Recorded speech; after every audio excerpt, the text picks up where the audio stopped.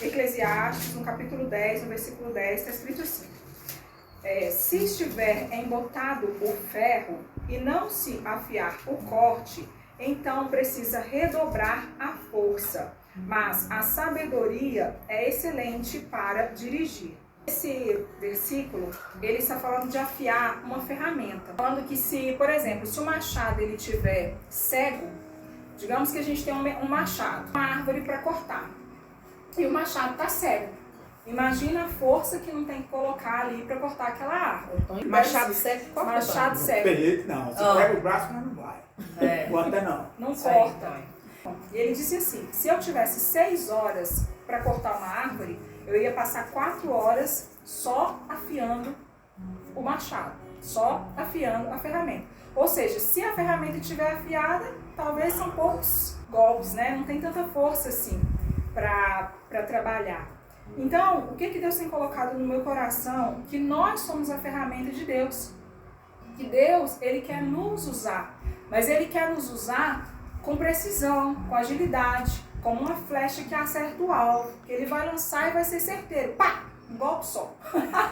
Para que o propósito dele se cumpra. O propósito é um desenho que Deus fez quando Ele pensou em nós. Quando Ele estava fazendo a gente lá no ventre da nossa mãe, Ele fez um desenho.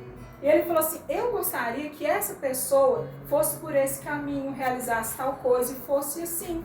Só que a gente pode escolher ir por esse caminho ou não. Ele nos deu o direito de escolher. Cumprir o propósito é olhar para dentro de nós e ver essa mochilinha que Deus entregou para nós. Ele deu cada um de nós uma mochila com ferramentas. E quando a gente volta em ferramenta, nós vamos voltar lá em Eclesiastes 10:10 de novo. Se estiver embotado o ferro, ou enferrujado o machado, tem que se colocar mais força para trabalhar. Mas a sabedoria é excelente para dirigir. Essas ferramentas são como sementes.